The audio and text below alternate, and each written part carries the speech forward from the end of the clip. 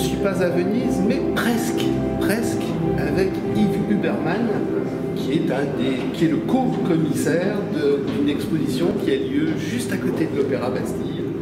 Alors cette exposition, elle est née comment? Alors, donc, moi je travaille avec mon équipe, l'équipe d'Iconem, sur le patrimoine en danger, en fait. Et on a mis au point des technologies qui permettent de conserver l'image du patrimoine quand il est menacé. On a beaucoup travaillé dans les pays en guerre, justement la Syrie, l'Irak, l'Afghanistan.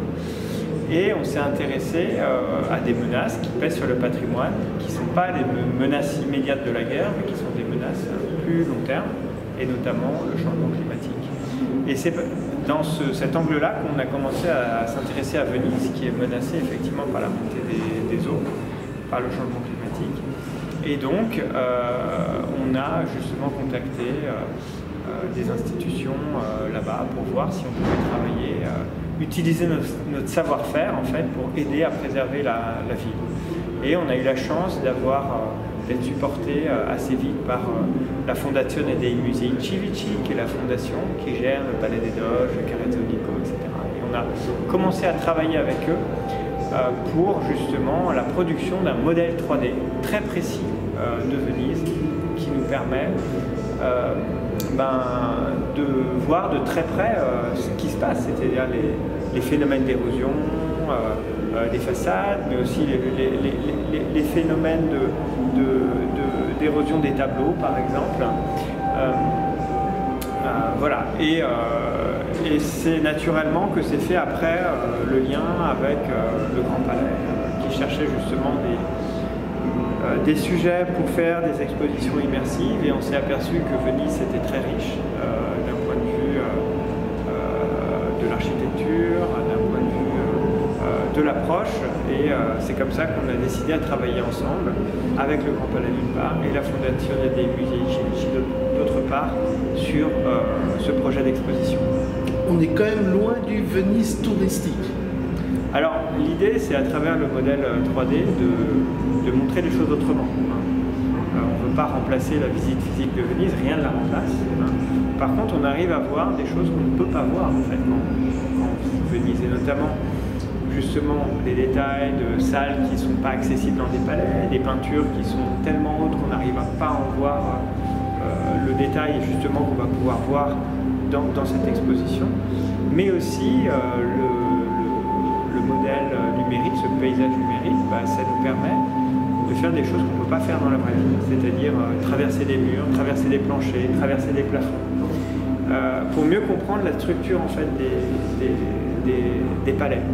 Donc c'est une expérience un petit peu unique, effectivement, parce qu'elle défie un petit peu les règles de la physique, parce qu'on est dans un environnement numérique. On peut voir à travers aussi la matière, par exemple, on peut voir justement toutes les salles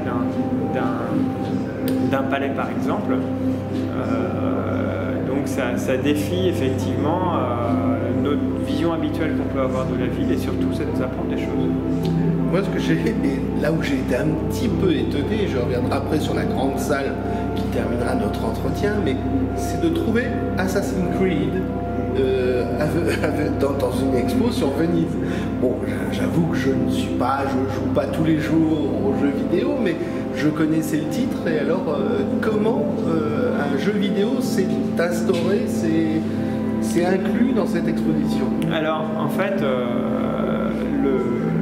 ce qui est intéressant, l'approche en fait des concepteurs de ce jeu Assassin's Creed, en fait, ils sont allés rechercher des détails sur Venise, sur cette Venise du XVe siècle, et ils ont reconstitué l'espace urbain tel qu'il était au XVe siècle. Donc ça donne une vision de Venise qui n'est pas le Venise d'aujourd'hui,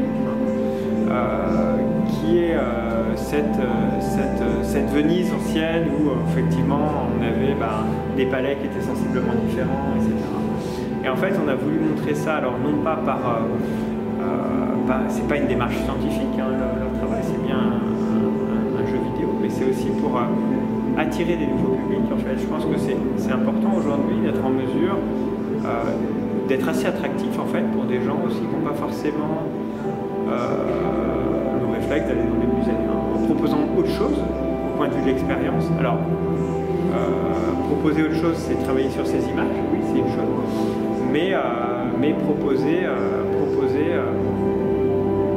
justement des contenus différents qui font appel à des communautés de joueurs par exemple, qui sont donc c'est un peu effectivement d'une part du contenu plutôt scientifique qui explique les choses telles qu'elles sont aujourd'hui et qui permet de les développer dans l'espace, et d'autre part aussi voilà, des contenus qui vont faire découvrir un autre Venise d'un jeu vidéo, mais qui s'est appuyé sur des hypothèses historiques pour être reconstituées. Je l'ai dit tout à l'heure qu'on allait parler de la grande salle, une salle immense dans laquelle il y a un objet magnifique au centre, et on est entouré de 3 écrans qui projettent des choses. Alors, donnez-nous quelques petites explications sur cette grande salle. Donc cette grande salle, elle cherche à restituer aux visiteurs les grands lieux de pouvoir de Venise. Donc on a la place Saint-Marc, le pouvoir un peu civique, on a la basilique Saint-Marc, le pouvoir religieux, et bien sûr le pouvoir politique avec le palais des Doges. Donc pour redonner en fait la monumentalité à ces monuments, on a décidé de les remettre à l'échelle 1, donc à l'échelle à laquelle ils sont à Venise, à l'intérieur de cette grande salle du Grand Palais, pour transmettre aux visiteurs la monumentalité de cette architecture, son aspect imposant, qui explique aussi quel est le rôle de l'architecture dans l'exercice du pouvoir. On a travaillé sur un dispositif de 3 écrans qui s'aligne parfaitement en un point précis de la salle. Donc c'est une anamorphose, c'est dans un point précis, on a effectivement le panorama exact de ces espaces. Et au fur et à mesure on avance de la salle, donc les images du coup se déstructurent en fait d'une certaine manière, se déforment, et donc on s'aperçoit effectivement qu'on est justement dans un dispositif scénographique. Donc l'idée c'est de travailler sur le décor, qu'on reconstitue, et l'envers du décor. Au fur et à mesure où on avance, on arrive à voir le décor donc au fur et à mesure qu'on avance dans la salle, on rentre dans ce décor et on se retourne, et c'est là qu'on voit effectivement un deuxième triptyque qui permet de reconstituer le monde numérique.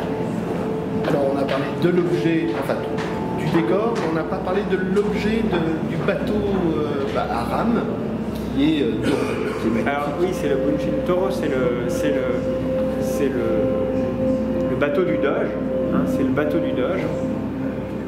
Donc c'est pas l'original, hein, c'est une maquette bien sûr, l'original ça n'a jamais rentré dans la salle. Et c'est un objet qui est particulièrement symbolique et important pour expliquer le pouvoir à Venise, hein, parce que c'est dans ce bateau que sortait justement le Doge pour parader sur le Grand Canal. Si vous voulez en savoir plus, vous allez regarder la photo qui va arriver juste après dans l'article, et ensuite vous allez voir quelques extraits filmés de ce magnifique décor. Merci beaucoup. Merci à vous. Et rendez-vous, c'est juste à côté de l'Opéra Bastille. 110 rue de Lyon. 110 rue de Lyon, et c'est ouvert, je crois, jusqu'en septembre. Ah, c'est ouvert jusqu'en février. Oh, jusqu'en février, oui. Septembre, ça commence en septembre, voilà. Et ça finit en février. Exactement. Merci beaucoup. Merci.